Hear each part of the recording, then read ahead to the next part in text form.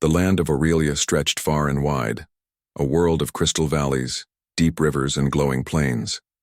Its skies shimmered with twin moons, and its air carried the scent of wild blossoms mixed with drifting dust. Among its many kingdoms stood the proud Vulpine Empire, known for its elegant cities built on high cliffs and its people who carried both the grace of foxes and the wisdom of ages. On one bright morning, the royal family prepared for a grand journey. The king had decided to visit the southern provinces, and the entire court traveled with him. Dozens of shining sky ships filled the sky, their sails catching the light like silver wings. Soldiers marched below, merchants followed behind, and the people cheered as the royal family passed. In the middle of this grand sight was Princess Leora, the youngest daughter of the Vulpine king. She was admired for her curious nature and quick spirit, though some in the court whispered she was too restless for her royal station. Leora, however, cared little for whispers. She loved exploring new places, climbing high towers, and wandering far beyond the guarded paths. The journey began smoothly, but as they entered the edge of a region known as the Shattered Expanse, the weather changed without warning. The Shattered Expanse was a dangerous land, a wide stretch of broken ground where stone plates shifted like waves and clouds of red dust rolled endlessly. No one traveled there without caution, for the earth itself seemed alive and unfriendly. Still, the procession had believed it safe, for skyships floated above them as guardians. Then the disaster came. From the horizon, a great storm of crackling light rose, sweeping across the plains with terrifying speed. The sky turned violet and thunder rolled like roaring beasts. The earth shook, splitting into deep cracks, and toxic winds rushed between the stone plates. The guards shouted orders. Skyships tilted in the storm, struggling to stay afloat. The royal convoy scattered in panic. Soldiers tried to protect the king and his family, guiding them toward safety. Amid the confusion, Princess Leora had strayed too far from the central group. She had been watching the strange glowing crystals that jutted from the ground when the storm hit. The guards called for her, but the storm swallowed their voices. By the time she tried to run back, the earth beneath her feet shifted violently, cutting her off. She stumbled onto a lonely stretch of broken stone. The skyships above were forced to retreat, their captains shouting that they could not hover in the storm any longer. One by one they pulled back, carrying the royal family with them, without realizing that Leora was missing. The storm raged for hours. When it finally passed, the land was silent again. But the silence carried danger. Poisonous winds lingered. In the cracks and shadows of hungry creatures stirred. Princess Leora stood alone, her fine royal robes torn by dust, her golden eyes wide with fear. She tried calling out, but no one answered. The skyships were gone, and the ground stretched endlessly in every direction. For the first time in her young life, she felt the cold weight of abandonment. Far from her sight, another figure moved through. The Expanse. Elias Ward, a human explorer, had been studying the land for months. Humans were few on Aurelia, seen as strangers by most native races, but Elias had come to learn. He mapped regions, collected samples, and recorded stories of ancient ruins. He carried only a sturdy pack, a climbing rope, and a survival tool that folded into many shapes. Elias was used to traveling alone. His people often wandered where others dared not go, driven by curiosity and a stubborn desire to endure. The Expanse fascinated him.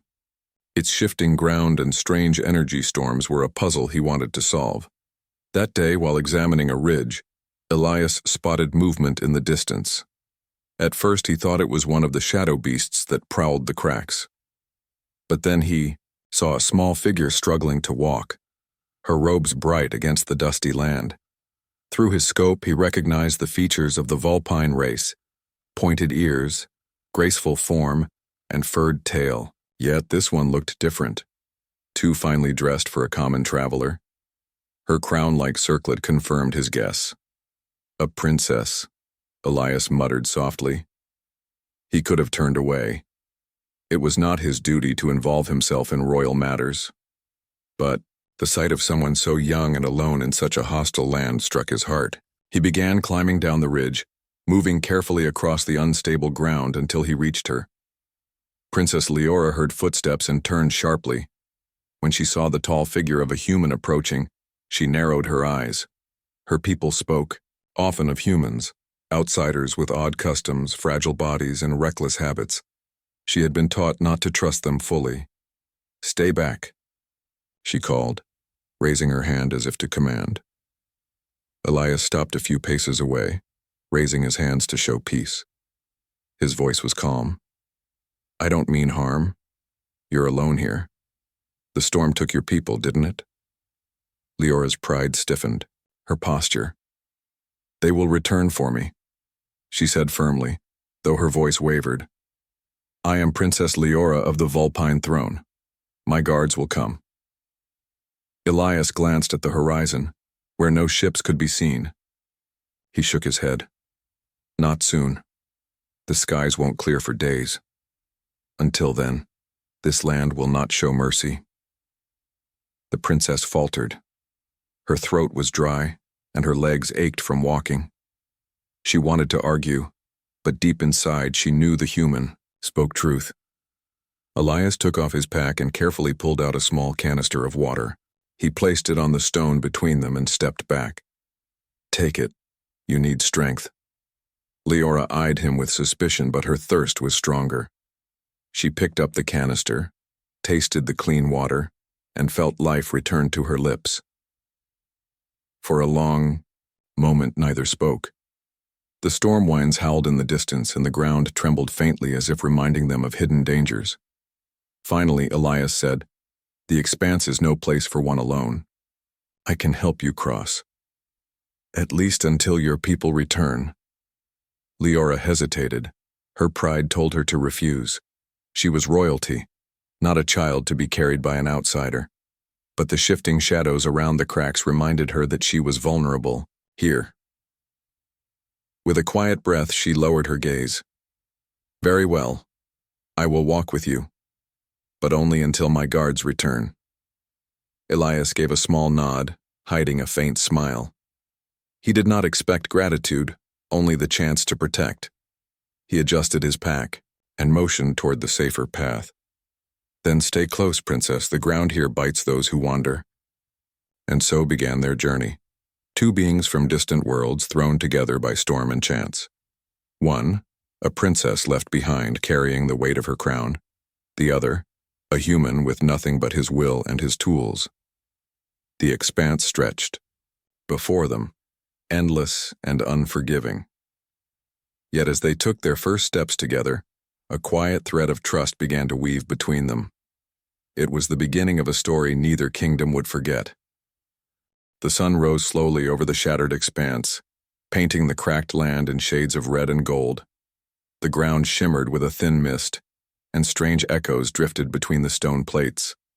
The land looked beautiful from afar, but to those who walked upon it, it was a place of danger and endless trial. Princess Leora stood quietly, watching the horizon with weary eyes. Her royal robe was dusty, her hair tangled by the storm winds, and her heart still heavy from the shock of being left behind. She was not used to such hardship. At the palace, life had always been soft, warm halls, fine meals, and guards to protect her every step. But here, there was no comfort, only the sharp bite of survival. Elias Ward, the human explorer, prepared for the day with steady hands. He checked his tools, tied the straps of his pack, and studied the shifting patterns of the ground. His eyes moved carefully, reading the cracks and tremors as though the earth itself spoke a secret language. Leora watched him with cautious curiosity. She had seen humans before, but always from a distance, during trade visits or rare court meetings. They seemed fragile compared to the strong Vulpine warriors, yet Elias moved with quiet confidence like one who had walked dangerous roads many times. At last, he turned to her. "Princess," he said calmly, "the safest path lies west. The winds there are thinner, and the ground less broken. If we move quickly, we can reach shelter before nightfall." Leora lifted her chin. "I do not need a human to guide me," she said proudly. "I can walk on my own." Elias gave a faint smile, neither mocking nor offended. Then walk beside me. But remember, this land is not kind. Pride is heavy. It slows the feet. His words stung, yet they carried truth. Leora did not reply. Instead, she followed as he led the way, her steps careful on the uneven stones. The journey was harsh from the beginning. The ground shifted beneath their feet, stone plates sliding with deep groans. Sometimes the earth cracked open, revealing glowing rivers far below. Elias used his rope to anchor their path, guiding Leora across narrow bridges of stone. When the air grew thick with red dust, he wrapped a cloth around her face to shield her breathing.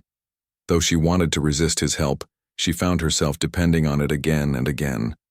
Without his rope, she might have fallen. Without his cloth, she would have choked. At midday, they stopped to rest beneath the shadow of a tall rock. Elias shared dried rations from his pack, small pieces of grain bread and fruit slices. Leora tasted them with hesitation, then nodded softly. Strange, but filling, she admitted. Elias drank water and looked at her. You've never been hungry before, have you? The princess frowned. Of course not, the palace always provides. He nodded. Then this is your first lesson. Out here, food is not given, it is earned. Every bite carries effort. His words made her think. She had always taken meals as a right, not a gift. Now, with dust in her throat and her stomach aching, she understood the weight of survival more clearly than ever before. As the day passed, new dangers appeared. They entered a region of trembling ground, where every step sent vibrations echoing across the land. Leora gasped as strange shapes rose from the cracks, creatures with long legs, thin bodies, and glowing eyes. They moved like shadows, silent but swift. Stay close, Elias whispered, pulling her behind him. He held a small device in his hand, a tool that glowed faintly with electric sparks. The shadow creatures circled, their eyes watching. One leapt forward, but Elias struck the ground with his tool, sending a sharp burst of light and sound. The creature shrieked and retreated, and the others followed, vanishing back into the cracks. Leora stared in shock. What was that? An old human trick, Elias said. They hunt by sound and light, so I gave them something louder than us. She blinked, surprised. You knew this from studying books? He shook his head. From walking. Humans learn with their feet, not just their minds. For the first time, she looked at him with respect. He was not strong like her guards, nor trained like her teachers, but he knew things none of them did, because he had faced the world with nothing but his will. That night, they reached a broken ridge where caves offered shelter. Elias lit a small fire using stones and steel, and its glow filled the cave with warmth. Leora sat near it, her fur catching the light, her eyes reflecting the flames. Silence hung between them until she finally spoke. Why are you helping me, human? You could have walked away. Elias looked into the fire, his face calm. Because you are alone. No one should face this land alone. She tilted her head. Is that the way of your people? Not always, he admitted. But it is my way. I do not measure worth by crowns or titles. Life itself is worth carrying. His answer was simple, yet it struck her deeply. In the palace, every action was weighed by duty, rank, or politics. But this human spoke of life itself as enough reason. For a while, Leora said nothing. She listened to the wind outside, the crackle of fire, and the steady sound of his breathing. Slowly, she felt the fear in her chest soften into something new. Trust. The next day brought their hardest trial yet. They came to a wide gap in the ground, too far to jump and too deep to climb. The only bridge was a thin plate of stone, cracked and trembling under its own weight. The wind whistled through it, carrying dust and sparks. Leora froze. We cannot cross this, she whispered. Elias studied the gap carefully. We must. The longer path is worse. He tied his rope around her waist and then around his own. If you fall, I will catch you. She stared at him. Why risk your life for me? He gave a small shrug. Because you are here. That is reason enough. Her heart pounded as they stepped onto the bridge. The stone creaked under their weight, small cracks racing outward. Leora's legs shook, but Elias steadied her with his grip. Halfway across, the ground groaned loudly, and a piece of the bridge crumbled away. Leora slipped, crying out, but Elias pulled hard on the rope, dragging her back to safety. He held her tightly until she found her footing again. When they finally reached the other side, she looked at him with wide eyes. For the first time, she bowed her head slightly. "Thank you," she whispered. Elias only nodded, though his breath was heavy from the effort. "We go on." By the time the sun set, they had crossed into a calmer stretch of the expanse. The horizon glowed with soft colors and the winds eased. Leora felt exhaustion in every bone, but also a strange strength she had never known before. She looked at Elias as he set down his pack. His clothes were worn, his hands rough, his face marked by dust and sweat. Yet there was something unshakable in him, something she could not name. Humans, she realized, were not fragile as she had believed. They were something else, stubborn, enduring, and endlessly resourceful. As night wrapped around them, she whispered softly to herself, "Perhaps being carried is not weakness. Perhaps it is survival." Elias, hearing nothing, lay down to rest. The princess closed her eyes, knowing tomorrow would bring new dangers. But for the first time since being left behind, she no longer felt truly alone. The third morning in the shattered expanse began with a heavy silence. The sky was pale, covered in thin clouds that hid the twin moons. The ground stretched endlessly in broken shapes, some rising like jagged towers, others sinking into dark cracks. It was a world that seemed built to test every step.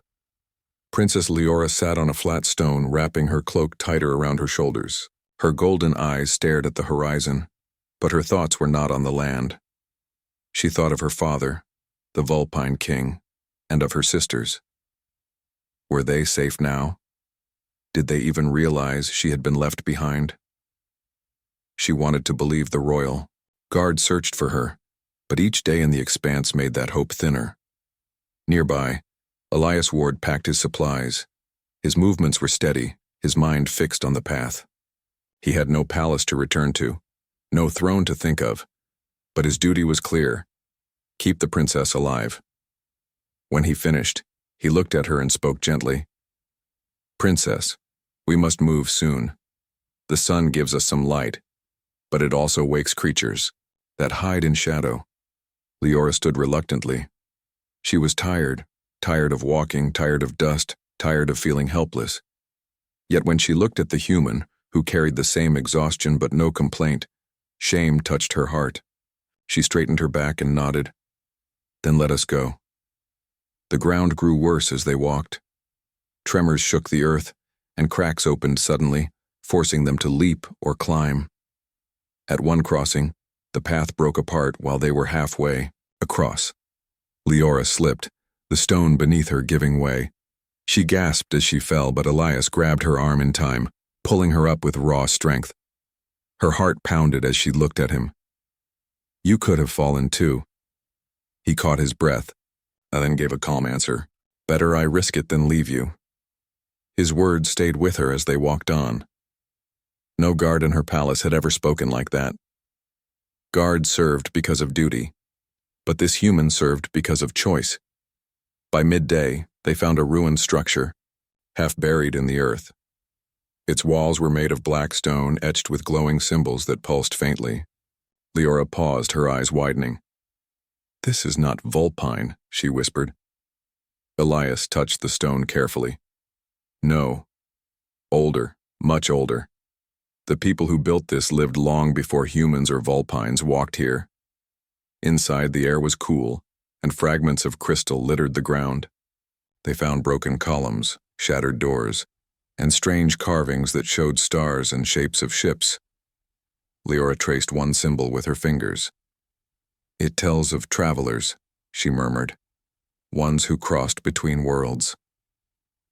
Elias studied another. Falcium was perhaps both our people were guided here by them. For a moment, silence filled the ruins. Two different beings, Princess and wanderer, Vulpine and human, stood together, staring at the same ancient mystery. Leora felt a strange closeness then, not born of blood or title, but of shared wonder. Later, as they rested, Leora turned to him. "Tell me of your people," she said softly. "I know stories, but I wish to hear from one who lives among them." Elias leaned back, his eyes distant. "Humans are many things. We are weak in body compared to others. We do not see in the dark like you, nor leap as far, nor endure hunger as long. But we do not stop. When the world pushes us down, we rise. When it shuts a door, we find another path. Some call us stubborn, others call us reckless. But I say we are simply unwilling to give up." Leora listened closely. She remembered how he had pulled her from falling, how he walked despite exhaustion, how he faced beasts without fear. His words were not prideful. They were true. "And what of your heart?" she asked. "What drives you to keep moving when others might sit and wait for death?" Elias was quiet for a while. Then he answered, "Hope. Even when there is no reason, humans carry hope. It is our fire." Leora's eyes softened. "Perhaps that is why you are carrying me too." He gave a small smile. Perhaps, that night, the earth shook with another quake. Rocks fell. Dust filled the cave and the ground split open outside. Leora stumbled, nearly struck by falling stone, but Elias shielded her with his own body, pushing her safely aside. When the shaking stopped, she saw blood on his arm where a sharp rock had cut him. Alarmed, she hurried to his side. "You are hurt!" Elias wrapped cloth around the wound as if it were nothing. "It is only a scratch. I have faced worse." But Leora felt guilt in her chest. "You suffer because of me. If I were not here," he interrupted firmly. "If you were not here, I would still walk this land alone. At least now my steps carry meaning." The princess said nothing more. She sat by the fire that night, watching the humans sleep lightly, always ready for danger. For the first time, she wondered if perhaps strength was not in crowns or armies, but in the simple act of refusing to abandon another. The next day brought them to the edge of a vast chasm. Its walls glowed faintly with crystals and strange winds rose from below. Crossing it seemed impossible. "We must find another way," Leora said nervously. Elias shook his head. "The storm clouds are forming again. We have little time." Studied the chasm, then tied ropes to jagged rocks. He began lowering himself first, testing the path. With careful hands he guided her down, step by step, until they reached a narrow ledge halfway across. As they moved, a thunderous crack shook the wall. A part of the cliff gave way and Elias nearly lost his grip. Leora cried out and caught his arm with all her strength. "Hold on," she shouted. With her help, he pulled himself back. For once, it was she who saved him. When they reached the far side, both were covered in dust, their breaths heavy. Leora's chest swelled with pride. "Humans are stubborn, yes," she said with a small smile, "but Vulpines are strong too. Do not forget that." Elias laughed quietly. "I will not." That evening, as they camped near the Crystal River, Leora finally spoke words she had held back.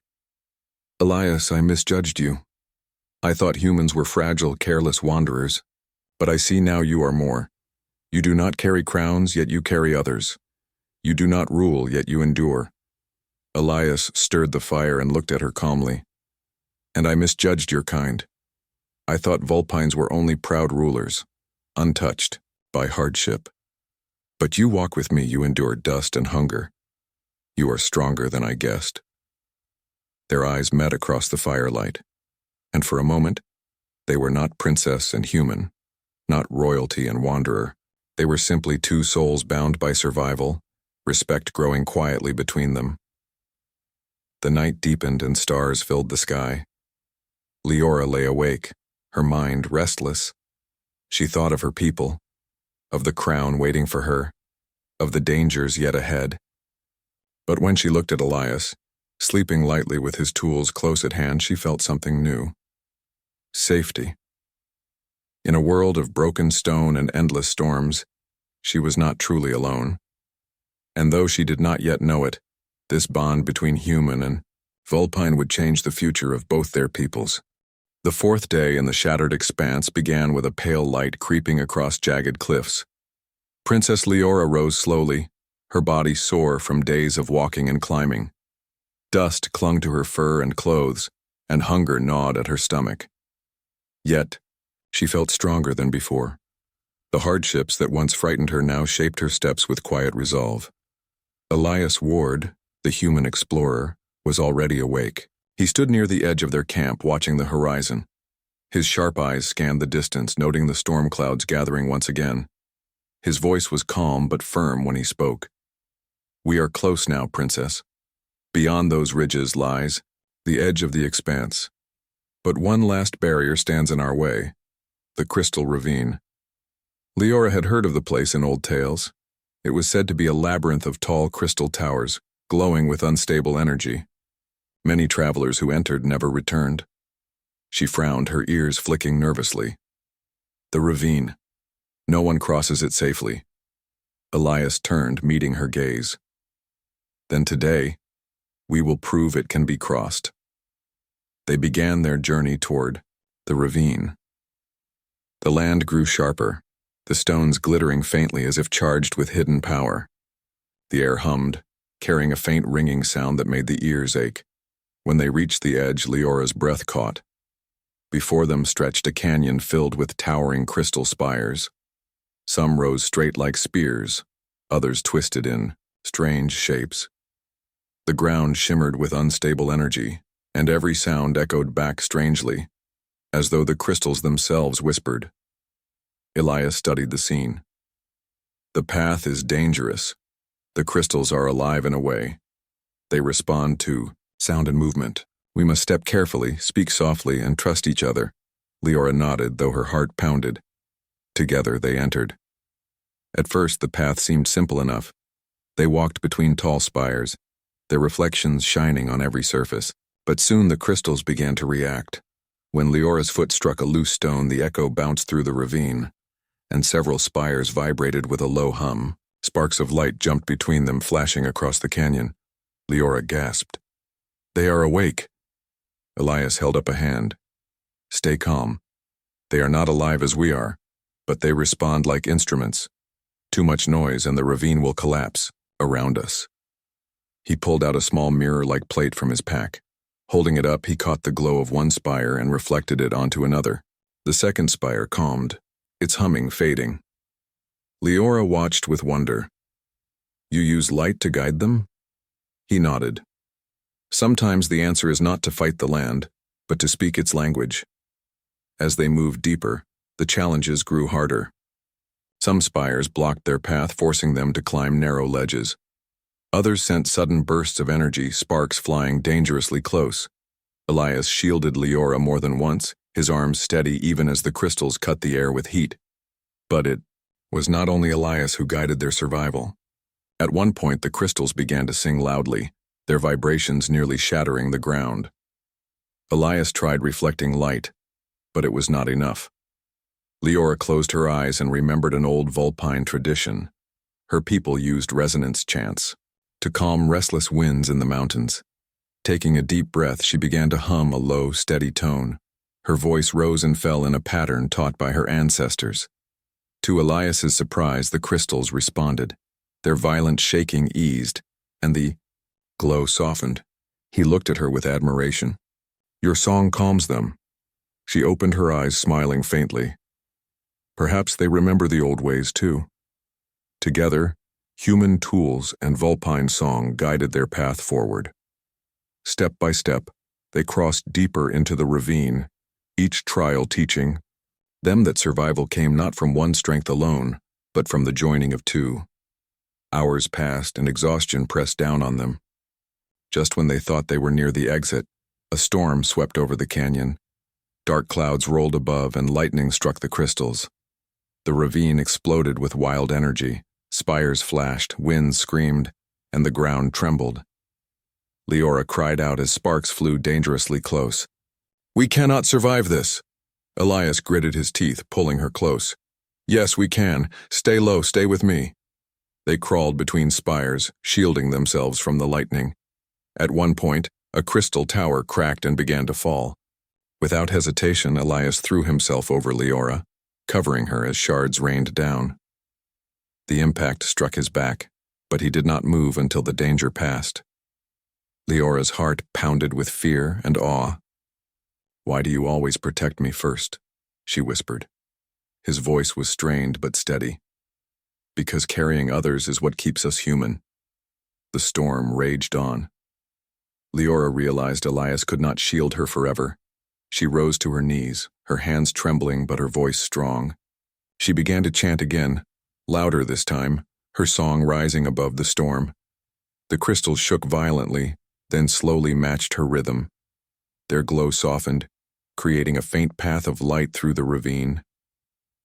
Elias lifted his head, his eyes. "Shosta, you're guiding them." She nodded, continuing her chant. "But I cannot hold it alone. Use your mirrors.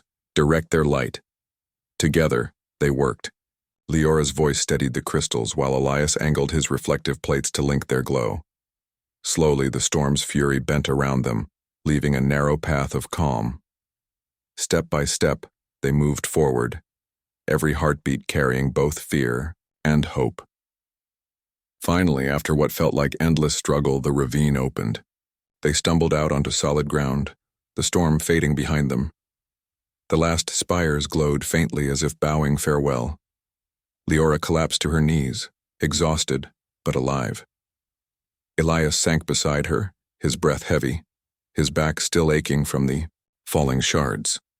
For a long time, neither spoke. The silence of survival wrapped around them like a cloak. At last, Leora turned to him, her eyes shining with gratitude. "We crossed together." Elias nodded slowly. "Together." As the sun set, painting the horizon with gold and crimson, they looked out beyond the expanse. In the distance, faint lights glimmered, the border of the Vulpine kingdom. Hope swelled in Leora's heart. She would see her people again.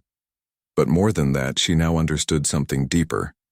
Humans, once seen as fragile wanderers, carried strength that could not be measured by body alone. And Vulpines, once thought proud and unbending, could share their ancient wisdom in ways that saved lives. The princess whispered softly, "Perhaps our peoples are not so different after all." Elias smiled faintly, his eyes on the horizon. Perhaps not. They rested there as the night fell, two travelers who had faced the last trial. Their journey was not yet finished, but the bond they had forged was stronger than any crown or kingdom. And as the stars appeared above, Princess Leora knew she would never again look at a human as weak. For when the world turned deadly, it was a human who carried her forward. Dawn broke over the edge of the shattered expanse, casting pale golden light across the land. Princess Leora and Elias Ward had survived the crystal ravine, and the distant glow of the Vulpine kingdom beckoned them like a promise. For days, they had walked together, shared danger, and discovered a trust neither expected. Now the final stretch lay before them. Leora's steps were slow but steady. Her legs ached, her paws scraped from sharp stone, and dust clung stubbornly to her fur. Yet in her heart, a light burned brighter than fear, the hope of returning home.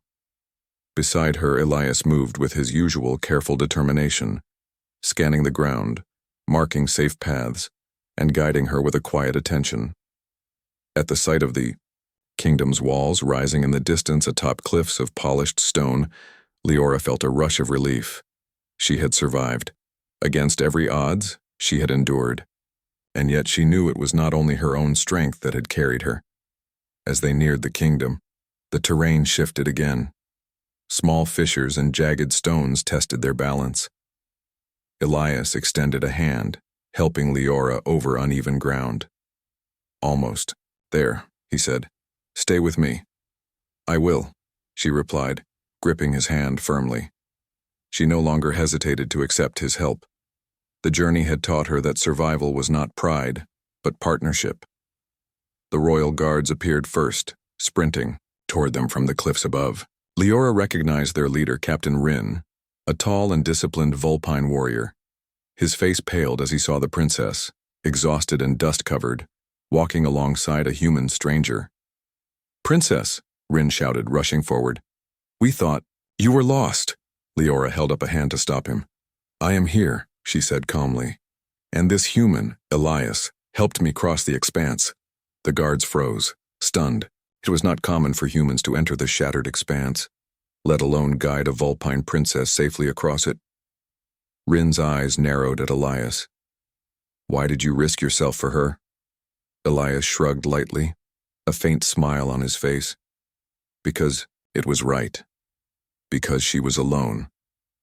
That is reason enough." The captain opened his mouth to speak, but Leora stepped forward. "He is no ordinary human, Captain. He carried me when no one else could. He faced dangers that would challenge even the strongest soldiers. We survived together." Word spread quickly through the Vulpine court. Courtiers, advisors, and members of the royal family gathered at the gates as Leora walked in, supported by Elias and flanked by the guards. The king, her father, stepped forward, his regal presence filling the square. "Leora!"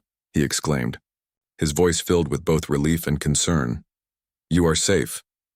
"I am," Leora replied, her voice steady, her gaze turning to her father. Then she bowed her head slightly, motioning toward Elias. "And this human carried me across deadly lands. Without him, I would not be here." Gasps echoed through the crowd. Humans were respected but rarely honored in Vulpine society. To witness a princess praising one openly was almost unheard of. The king studied Elias carefully. His eyes softened as he noted the human's calm demeanor, the way he stood tall despite exhaustion, the quiet strength in his eyes. Finally, he spoke. "You risked your life for my daughter?" Elias bowed slightly. "I did what I could, Your Majesty. She was alone in a land that shows no mercy. It was my choice to help her." The king nodded slowly. There was respect in his gaze, a recognition that courage and honor were not confined to titles or species. "Then you have our gratitude," he said, "and perhaps our friendship as well." The court celebrated Leora's return, though the princess remained quiet for a moment, reflecting on all that had happened. She had walked through storms, navigated the ravine, and faced creatures of shadow and stone. She had learned to trust another being, not by obligation, but by shared survival. She turned to Elias once more. "You must rest now," she said softly. "The journey has been as hard for you as it was for me." He shook his head. "Rest can wait. Seeing you safely returned is enough." Her heart filled with gratitude. She had always thought her strength came from her royal blood, from the training of her guards, from the titles she bore. But she now understood that strength could come from others, from those willing to endure with you when danger seems endless. In the days that followed, the bond between the Vulpine kingdom and humans grew stronger. Leora spoke openly in the court of the human who had carried her, praising not only his courage but the spirit of his people. She encouraged dialogue, trade, and cooperation, planting the seeds of friendship where suspicion had once ruled. Elias, though offered honors and rewards, declined all but a simple token of appreciation, a small pendant shaped like a twin star, to remember the journey and the trust it had built. "I do not seek reward," he told the princess. "I only seek the right path." Leora smiled. "Then you are more noble than many kings I have known."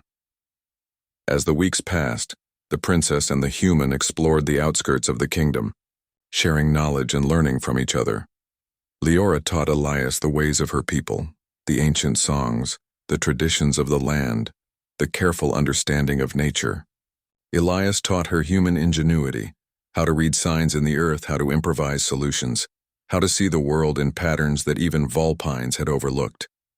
They discovered that strength was not a matter of body alone, nor of title or birthright. It was a combination of courage, trust, knowledge, and the willingness to carry others when the world seemed impossible.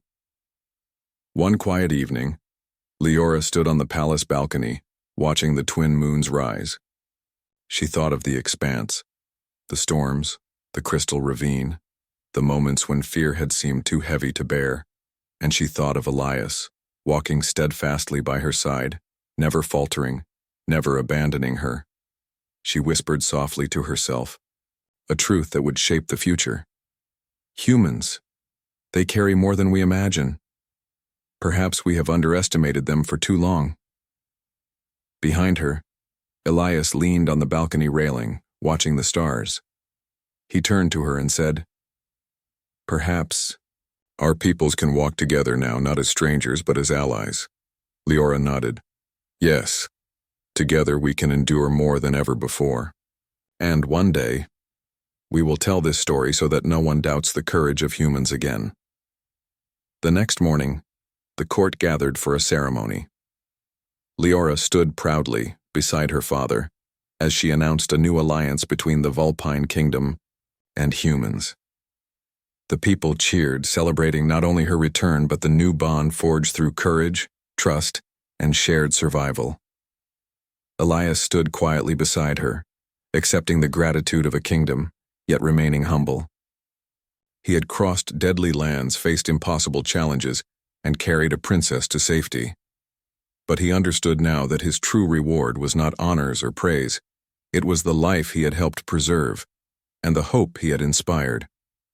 As the sun set over Aurelia, Leora and Elias walked together on the palace grounds, the expanse behind them, and the promise of a new future ahead. She knew that the journey had changed her, not only as a princess but as a being who understood the power of trust and the strength found in others.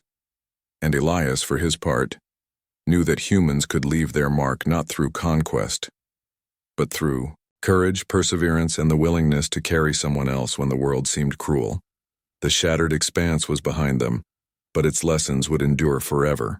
In a world where strength came in many forms, both human and Vulpine had discovered that the greatest power was the bond between them. The princess smiled, looking at the horizon. "Thank you," she said softly. Elias simply nodded, the quiet hero of a story that would be told for generations to come, and together they walked into the future, a future where humans and Vulpines would endure, side by side.